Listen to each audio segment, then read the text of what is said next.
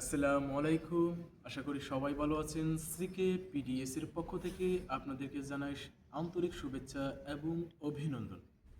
আজকের আলোচনা করব যে আসলে ধ্যানের মধ্যে যে পরমাত্মার দর্শন কিভাবে সম্ভব এবং দর্শন হলে কিভাবে আমরা ফিল করি। হচ্ছে মানুষ যখন কনসিয়াসনেস, একটা হচ্ছে কনসিয়াসনেস অচেতন এবং সচেতন। কনসিয়াসনেস মানে সচেতন। এখন যে এই সচেতনটা কিন্তু আমরা সব সময় থাকি না। যেমন আমরা ঘুমিয়ে যাই, আমরা যখন ঘুমিয়ে যাই তখন আমরা অচেতন হয়ে পড়ি। 8 ঘন্টা 5 ঘন্টা আমরা ঘুমিয়ে থাকি কিন্তু আমাদের হুঁশ থাকে না।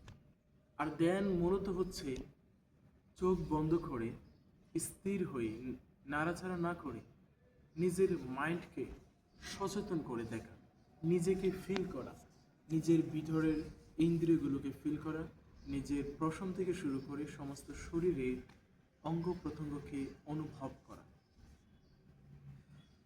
তো যেই বিষয়টা আমি বলতেছি সেটি হচ্ছে খুব গুরুত্বপূর্ণ একটা বিষয়, যে পরম আত্মাকে দর্শন করা এবং পরমাত্মা দর্শন হলে কী রূপ ঘটে নিজের ভিতরে।